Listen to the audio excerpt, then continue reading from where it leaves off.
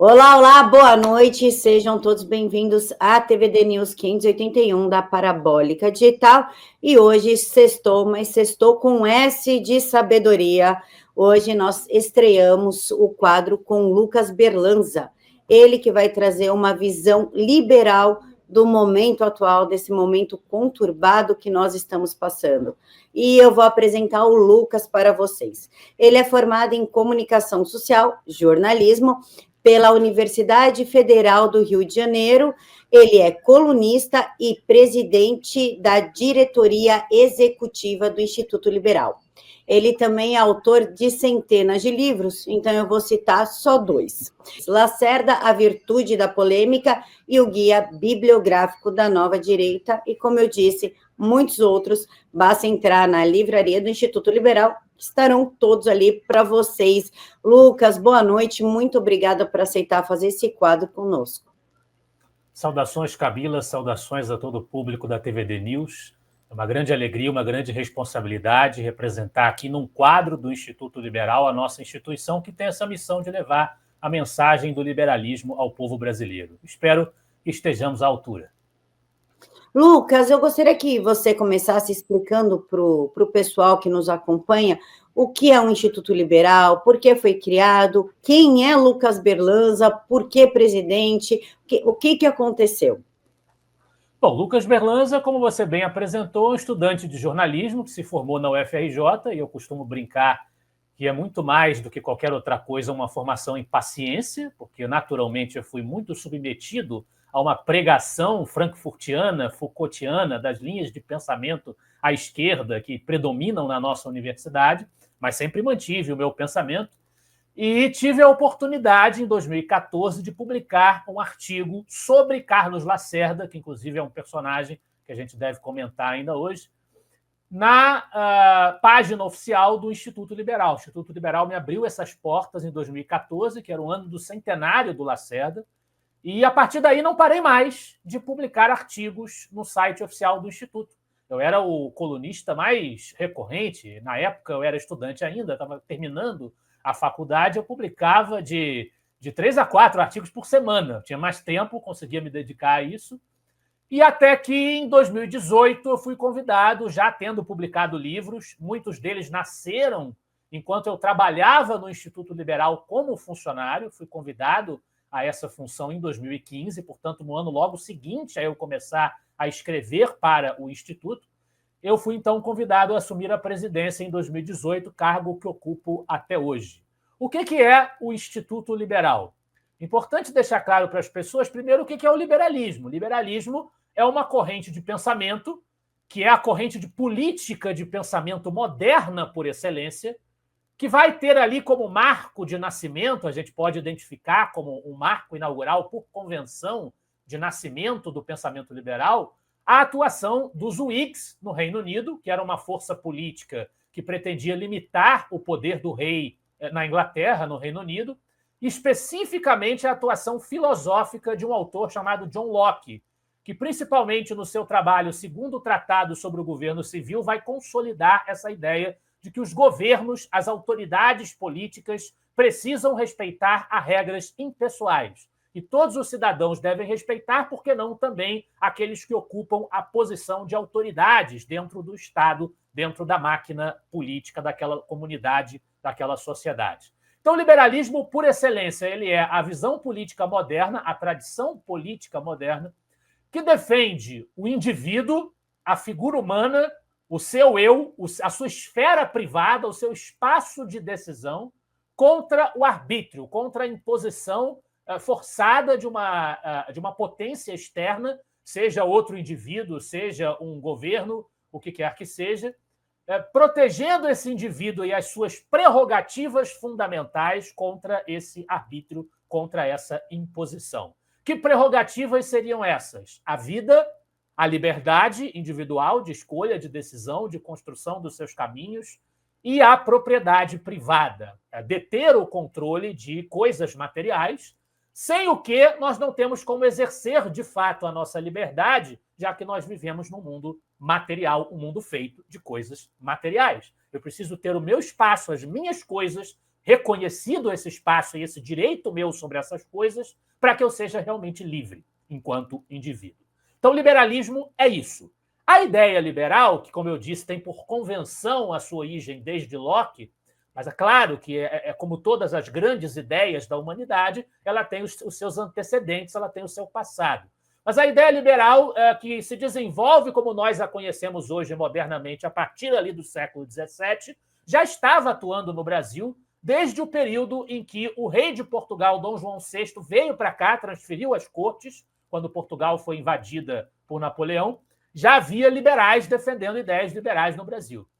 Só que o Instituto Liberal, que vai surgir em 16 de janeiro de 1983, portanto já tem mais de 4 décadas de atuação no Brasil, cumpre o papel histórico de apresentar de maneira mais sistemática, mais intensa, por assim dizer, algumas vertentes do pensamento liberal, algumas subdivisões do pensamento liberal que se encontravam muito à margem no pensamento brasileiro.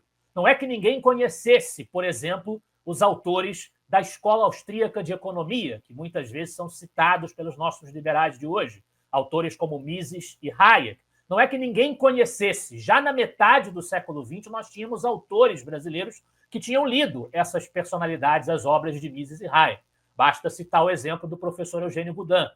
Mas é a partir dos anos 70, na revista Visão, adquirida pelo empresário Henri Maxud, que começa a haver uma divulgação mais intensa desses autores, dessas visões, dessas linhas de pensamento dentro do liberalismo que se encontravam não muito disseminadas no pensamento brasileiro.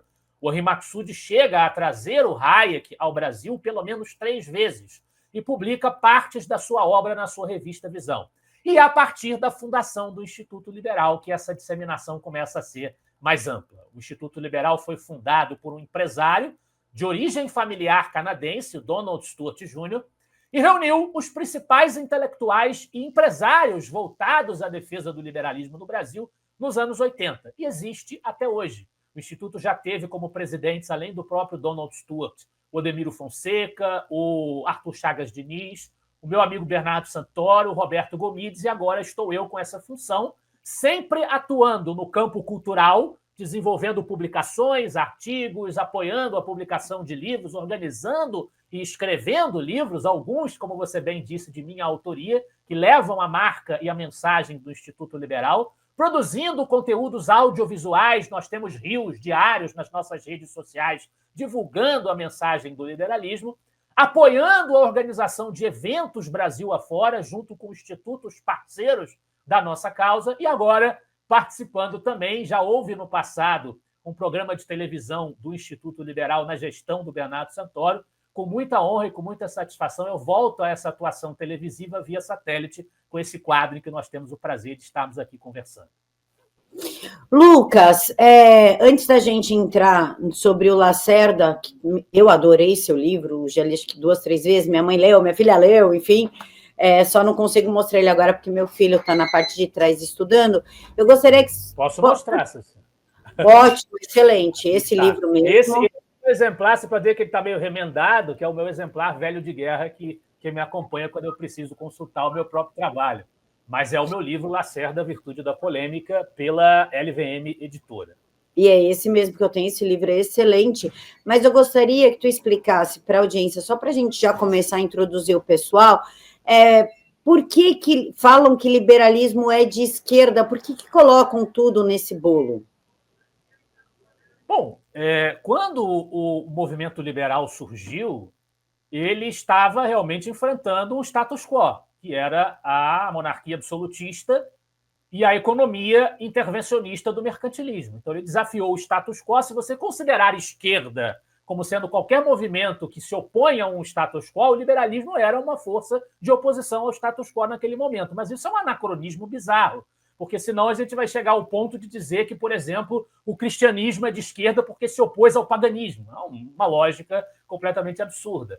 Então, o liberalismo, ele nasce desafiando o status quo, depois ele se torna um defensor das regras do jogo do sistema da democracia liberal, e, nesse sentido, os liberais, qualquer que seja a sua vertente, eles acabam se aliando a todas as forças que são tratadas como conservadoras, para se opor ao socialismo, ao fascismo, às medidas autoritárias, ditatoriais que querem desarticular esse sistema liberal democrático. Então, eu diria que a gente tem, da parte de uma certa ala tradicionalista, reacionária do pensamento político, essa mania de querer colocar o liberalismo como uma coisa igual ao socialismo, ou próxima ao socialismo, quando, na realidade, como diria Tocqueville, o socialismo é que poderia ser muito bem visto como uma nova forma de servidão, que tinha características muito parecidas com o antigo regime, com o sistema que vigorava antes de o liberalismo começar a atuar. Então, acho que é uma grande confusão. Esquerda e direita são termos que nascem na Assembleia Francesa, eles são mais usuais, eles são mais eficazes quando você está interpretando uma disputa eleitoral, por exemplo. Não tem como você pegar esses conceitos e, em qualquer contexto, você aplicar esses conceitos perfeitamente. Eles não são conceitos científicos, eles são conceitos aproximativos. Então, há muita manipulação retórica e ideológica por detrás dessa artimanha de querer colocar o liberalismo como uma antessala do pensamento socialista. É uma grande besteira, uma grande bobagem. Agora sim, vamos falar de Lacerda. Lucas, por que Lacerda? Um dia tu acordou e falou, quer saber, esse cara é top, é ele que eu vou estudar, é sobre ele que eu vou escrever, ou teve algum motivo familiar? Olha, na verdade, na minha família até houve quem tenha sido lacerdista. O meu tio bisavô foi lacerdista, mas eu sequer cheguei a conhecer, conheci a esposa dele. Então, não houve um impacto familiar para que eu me interessasse pelo personagem. Eu diria para você o seguinte, o Lacerda ele é tratado como grande vilão da história republicana no Brasil. Nos materiais didáticos do ensino oficial nas nossas escolas, ele já é apresentado quase sempre como grande inimigo das reformas sociais de Getúlio Vargas, o grande inimigo da esquerda, dos comunistas, que de fato era. E a gente sabe que boa parte dos nossos professores tem uma formação muitas vezes simpática a uma tendência marxista, uma tendência esquerdista, lamentavelmente. Então, Lacerda é apresentado como um vilão. Como desde os bancos escolares eu nunca vi nem a esquerda, nem qualquer forma de proposta ditatorial, de proposta atentatória à liberdade individual de escolha, à liberdade de expressão, à liberdade de impressão, como era a ditadura de Getúlio Vargas, a sua ditadura do Estado Novo, o regime autoritário mais extremo e completo que o Brasil já viveu, diga-se de passagem.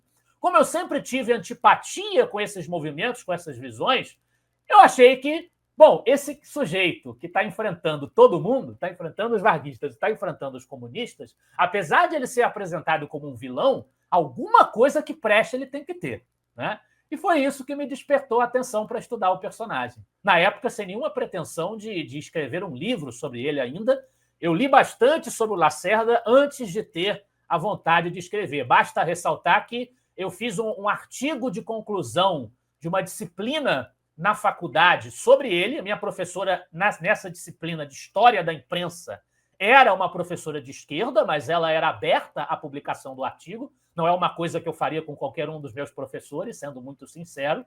Quem frequenta o ambiente universitário sabe das dificuldades que a gente enfrenta para as nossas ideias serem tratadas com respeito no ambiente universitário, mas ela tinha abertura, então eu publiquei esse artigo lá. E em 2014, 2015, quando eu me formo na faculdade, a minha matéria, o meu trabalho de conclusão de curso também era sobre Lacerda, especificamente o seu pensamento sobre o jornalismo. Então, desde 2014 já estava, pelo menos, já tinha uma monografia publicada sobre ele. Então, a minha atenção ao personagem ela já vinha de anos antes que em 2019 eu publicasse esse livro pela LVM. E conta um pouquinho para a gente do seu livro, Lucas. Como ele é feito, quais são os pontos principais, o que te motivou, por que escolheu esses temas. Mostra para a gente o livro. Bom, Camila, quase sempre quando o Lacerda é apresentado, ele é tratado como um personagem caótico, um personagem que mudava de opinião como quem muda de roupa, um personagem que não tem posições, que não tem princípios, que não tinha uma linha mestra a orientar a sua atuação. Eu me incomodava muito com essa leitura, com essa narrativa. Então, em 2019, eu publiquei esse livro para ser uma espécie de biografia intelectual. Biografias do Lacerda já existem, sei que há outras em preparo, diga-se de passagem. A grande biografia do Lacerda, na minha opinião, é a árida biografia escrita pelo brasilianista John Dulles, que escreveu sobre ele, analisando ali a sua trajetória com riqueza fartíssima de detalhes, mas não existia ainda uma obra que analisasse, sobretudo, a vida dele, sim, mas sob o ângulo do seu pensamento. O que o Lacerda pensava sobre a política, quais eram as suas opiniões. Então, o livro ele é concentrado nisso. Se você for olhar, o livro tem duas grandes partes, não estão explicitamente discriminadas na divisão dos capítulos, mas são duas grandes partes que você poderia dividir o livro. A primeira parte divide o pensamento do Lacerda em alguns tópicos. Você vai encontrar uma descrição da biografia dele, da vida pública dele, que é o que eu estou mais interessado. Eu não estou tão interessado na vida pessoal. Se eu vou fazer uma biografia intelectual, eu estou interessado no pensamento mesmo dele político, como ele vê a vida pública e o que deveria ser feito em prol do Brasil. Qual era a visão dele sobre isso? Então, o primeiro capítulo, ele trabalha o homem e o político. Ele traz uma síntese da visão pública dele. Na sequência, a gente traz alguns tópicos e como Lacerda se posiciona sobre eles. Por exemplo, a doutrina que ele achava que a UDN, o partido político no qual ele atuava, deveria seguir. É o capítulo 2. No capítulo 3, a gente tem um pouco da visão do Lacerda sobre a missão da imprensa e sobre o jornalismo, que, de certa maneira, é um capítulo que bebe da minha monografia, né? Inspirado no primeiro trabalho que eu publiquei sobre o Lacerda de fato, que foi esse trabalho universitário. No capítulo 4, eu trago a visão do Lacerda sobre Getúlio Vargas e sobre o populismo na América Latina, sobre a visão política contra a qual ele se posicionava. Na sequência, a visão econômica do Lacerda, no capítulo 5, a sua visão sobre as leis trabalhistas, por que o Lacerda discutiu com Roberto Campos, que é outro personagem muito importante, mas eles tiveram momentos de desavença, e eu explico no livro por que isso aconteceu. O capítulo 6 explora o anticomunismo do Lacerda e como ele inspira esse anticomunismo e, de certa maneira, a forma como o Lacerda se comunicava no rádio e na televisão no trabalho do catolicismo americano, de Fulton Sheen, o grande sacerdote católico conservador da comunidade católica norte-americana, que influenciou bastante a atuação do Lacerda na imprensa. A visão lacerdista sobre relações internacionais, como é que ele via o mundo e o Brasil dentro do mundo. Também a visão dele sobre educação e o que ele propôs como parlamentar, como vereador e como deputado, como integrante do Poder Legislativo. Um pouco sobre o governo da Guanabara, como foi o Lacerda gestor e como ele via a administração pública. E o resto do livro, do capítulo 10 até o capítulo 17, que, na verdade, é a conclusão, o resto do livro narra os embates políticos do Lacerda, como é que ele agiu para enfrentar os seus adversários políticos e como é que ele pensou esta luta, como é que ele estava refletindo sobre a atuação que ele estava tendo neste combate que ele travou contra os seus adversários. Lucas, eu aprendi muito sobre liberalismo, Lacerda, entre tantos outros pensadores, acompanhando o Instagram do Instituto Liberal por conta dos seus Reels, né? Todo dia um Reels ali sério, informativo, sem palhaçada, sem meme, falando sobre isso. Tu fala bastante sobre a parte mais ideológica, né? Donald Stewart, enfim, Lacerda.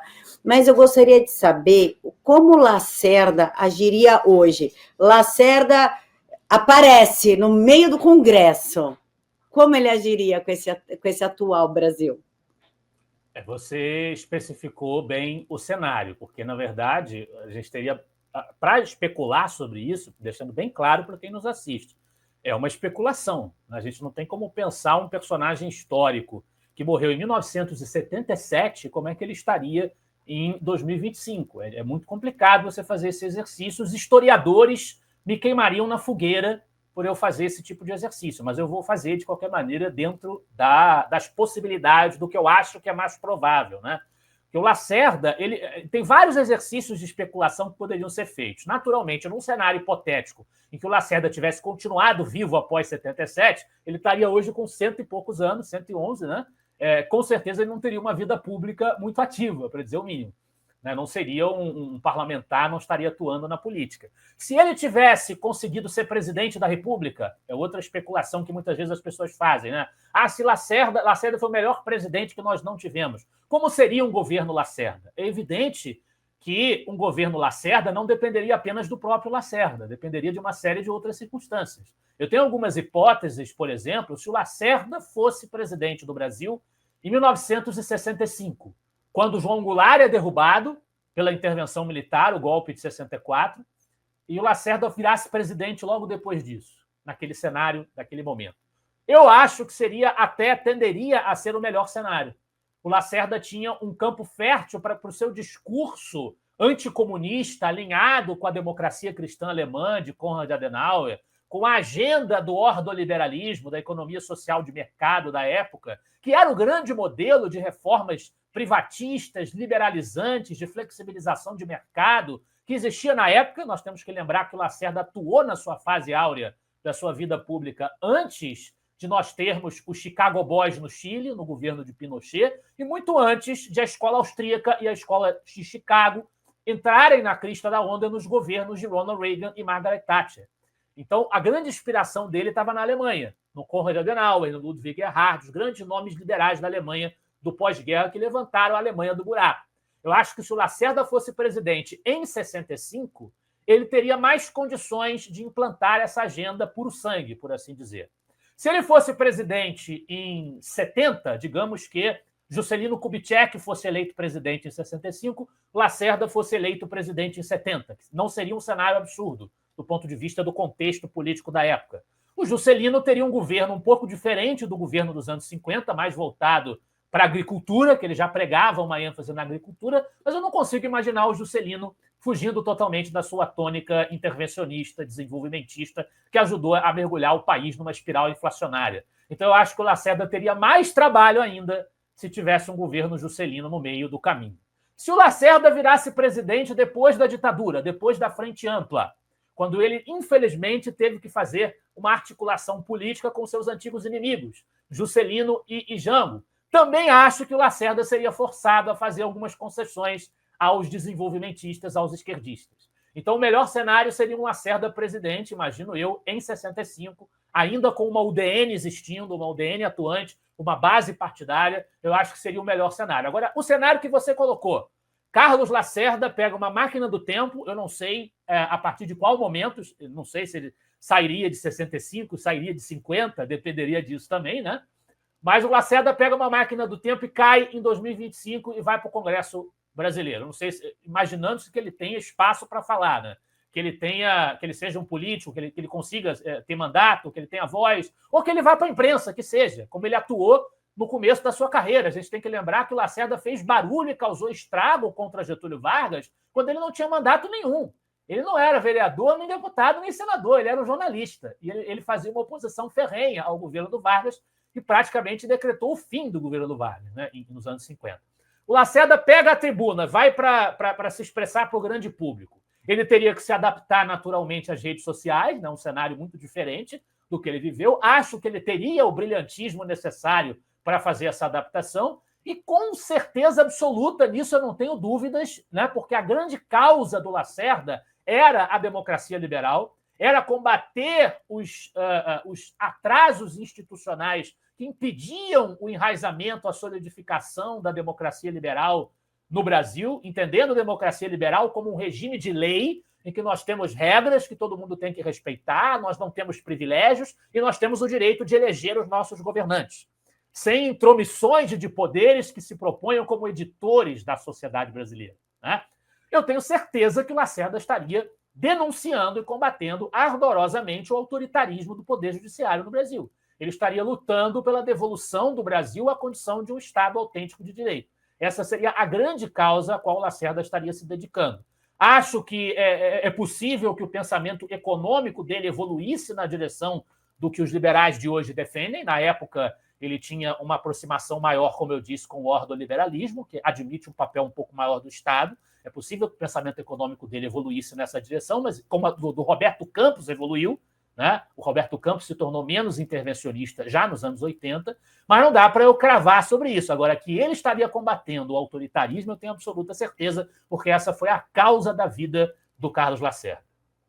Então, a gente pode dizer, Lucas, que Lacerda seria um alvo do Moraes? Quase 100% de certeza de que sim. Lucas, ainda no contexto, Lacerda vivo hoje, saiu lá de 1950, acordou e caiu no Congresso. Como é que ele, aí já na qualidade entre deputado e jornalista, esse misto, como é que ele lidaria ou falaria, noticiaria sobre Alexandre de Moraes, nesse atual momento de censura que nós estamos, de um Estado totalitário? Não vejo Lacerda sendo acometido por muitos rubores na hora de colocar adjetivos ou investidas ferinas contra quem mereça. Esse não era o feitio dele. Ele foi ameaçado de morte várias vezes, sofreu atentados por conta disso, porque desafiava as autoridades e nunca desmoronou por conta disso. Muito pelo contrário. Então, eu também apostaria o meu fígado que o Lacerda não teria nenhum rubor em dizer o que precisa ser dito. Faltam-se Lacerdas, então. Já que nós falamos do Moraes, Lucas, pensamento liberal.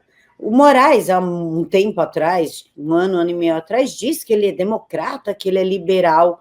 Ele, de fato, é um liberal com problemas psicológicos e acabou se tornando esse narcisista perverso, ou ele nunca foi um liberal e sempre foi um totalitário? Não, Moraes, na verdade, ele deu essa declaração e saiu recentemente na revista, acho que New Yorker, se eu não me engano, acho que foi a New Yorker que publicou isso. Teve 2 matérias recentes sobre ele, uma foi na The Economist, a outra foi na New York. Eu acho que essa foi da New York, ele dizendo que ele é um liberal clássico. Eu acho que o Moraes... Mesmo. Oi? Foi esse mesmo.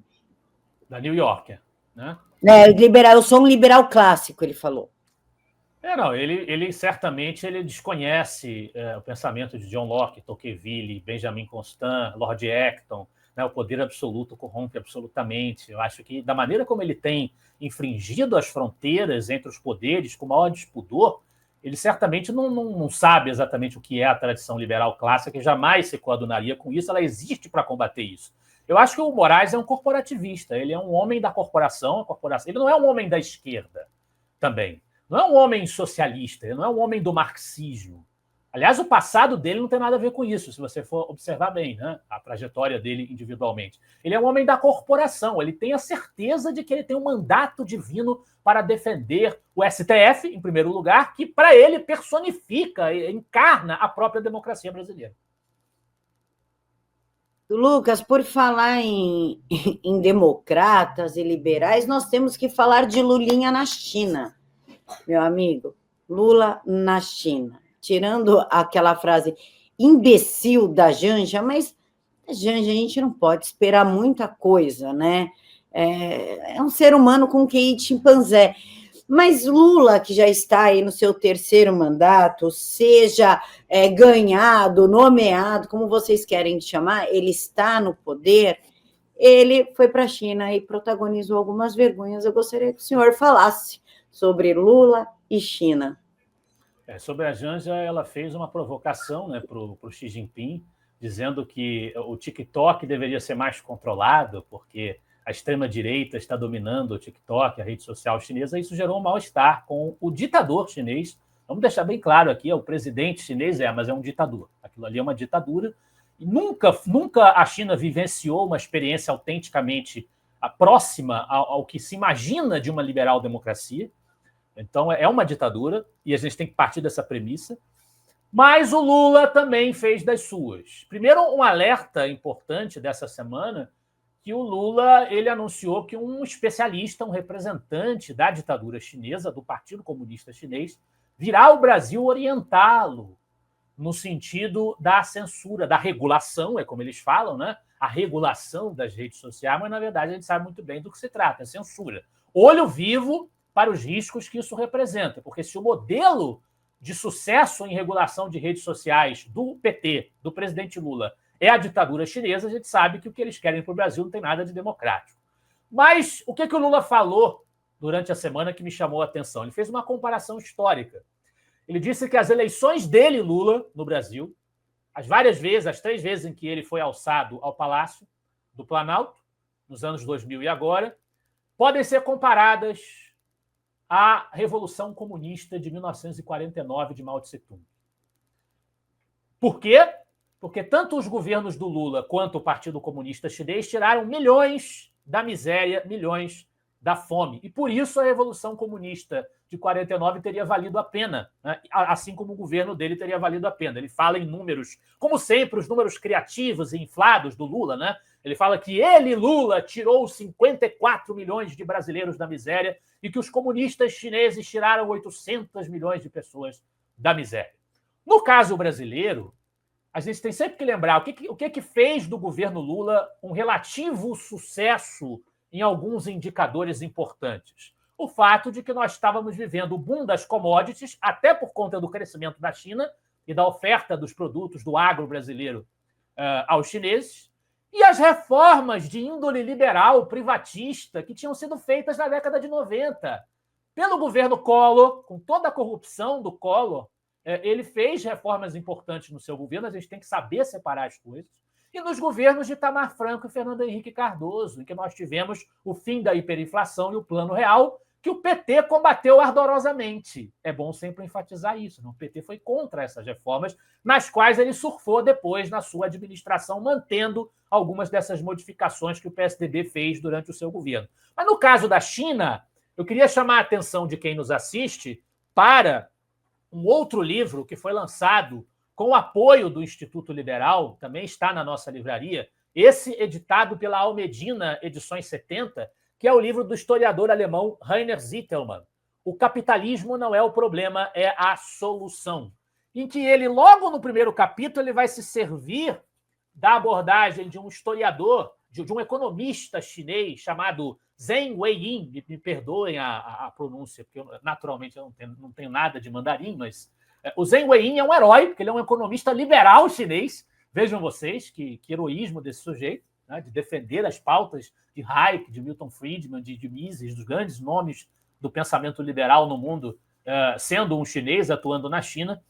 E, baseando-se na abordagem dele, analisando a história econômica e política chinesa, o Rainer Zitelmann mostra para nós que quando os comunistas de Mao Tse-tung tomaram o controle da China, o demógrafo chinês, para citar aqui alguns dados, né, o demógrafo chinês Cao Shuji estima que cerca de 32 milhões e meio morreram de fome, entre 1958 e 1962, em toda a China, em todo o território chinês.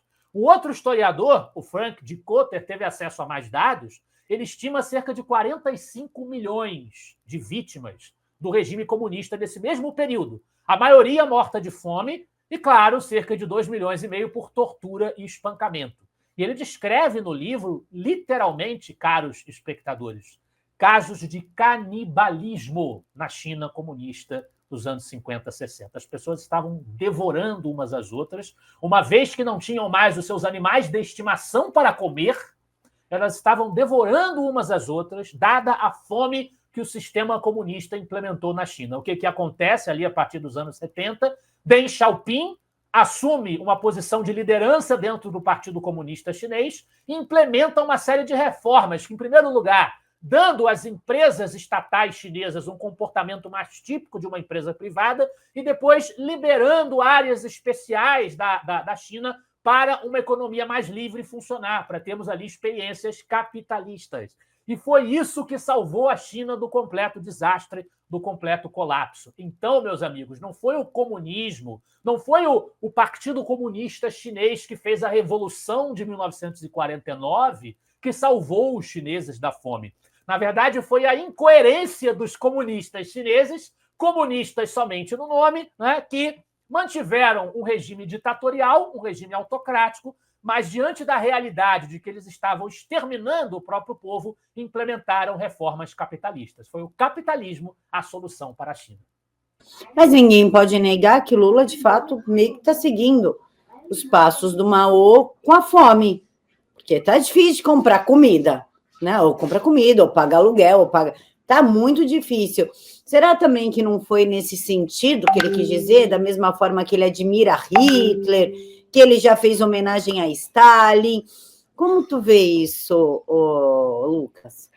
Não, a vocação antidemocrática e de, com perdão da expressão, tara por ditadores é uma vocação antiga do nosso presidente. Ninguém poderia ter qualquer dúvida disso, muito embora muita gente tenha se permitido, sabe-se lá, por que cargas d'água, eu chamaria de desonestidade intelectual, fingir ou pensar que poderia ser diferente. O Brasil está cada vez mais alinhado ao bloco das ditaduras no mundo, então não me surpreendem esses acenos exagerados ao regime chinês, inclusive enaltecendo esse combate à fome. E, de fato, assim, a situação econômica no Brasil é progressivamente cada vez mais apertada para a população, pela aposta do governo Lula na intervenção, no gasto público, na falta de responsabilidade fiscal. E a gente pode dizer que os comunistas chineses realmente, pelo menos, diminuíram o problema da fome quando as pessoas começaram a morrer de fome, né? Porque aí você passa a não ter mais boca para alimentar. Nesse sentido, se for essa lógica, até dá para compreender. Luquinhas, alguma coisa que eu esqueci de perguntar? Falou, pô, pode perguntar tal coisa, acabei esquecendo e tu queira falar? Não, acho que já enfrentamos bastante questão aqui. Então, vamos falar do Instagram e da livraria do Instituto Liberal. Aqui é o Instagram, certo, Luquinhas? Isso aí. O que nós vamos encontrar aqui? Nós vamos encontrar artes que remetem aos nossos artigos, nós vamos encontrar rios diários, encontrar anúncios de promoções, de projetos, iniciativas, também várias citações interessantes de autores liberais você pode encontrar nas redes sociais do IEL. Livraria, como é que a gente faz para comprar, Lucas? Como é que funciona? Eu vi que está com bastante desconto, né? Inclusive tem esse livro aqui, Governo Onipotente, que eu já li, eu tenho, é muito bom. 124 foi para 63. Nós volta e meia, nós temos promoções em parceria aí com a SEDET, né? Nós temos promoções na venda dos nossos livros. E a livraria está disponível no nosso site oficial, né, institutoliberal.org.br. Você pode entrar lá, pode entrar também pelos links que aparecem nas nossas postagens sobre a livraria, mas no site está disponível já no menu, você já pode acessar a livraria lá, o menu superior do site. E nós temos uma oferta de livros de diversas editoras que são indicados pelo Instituto Liberal, porque, na nossa maneira de ver, atendem às demandas da nossa linha editorial. O IEL também tem cursos, né, Lucas? Tem cursos. Hoje está disponível o curso Liberalismo Raiz, que é um curso ministrado por mim, em que eu refuto algumas falácias, alguns enganos sobre o liberalismo, até enganos cometidos pelos próprios liberais, que muitas vezes falam bobagem sobre o próprio liberalismo, né? Então, o curso ele enfrenta isso, com base principalmente nos autores liberais brasileiros. Eu dou enfoque a isso, e, de certa maneira, é um enfoque meu de divulgar mais os autores nacionais e colocá-los em diálogo com a tradição liberal no mundo. Então, tem esse curso lá. Temos 2 outros cursos que, neste momento, estão desativados. Em breve, a gente deve anunciar o retorno deles, e também são ministrados por mim. E tem outras novidades em matéria de curso que, em breve, a gente certamente vai poder divulgar para o público que nos acompanha. Então é isso, pessoal. Lucas, muito obrigada por aceitar fazer o quadro. Toda sexta-feira a gente se encontra aqui, correto? Correto. Será um prazer. Então é isso, pessoal. Sigam as redes do IEL. É lá que eu estou aprendendo muito, de uma forma resumida, coisa que a gente gosta.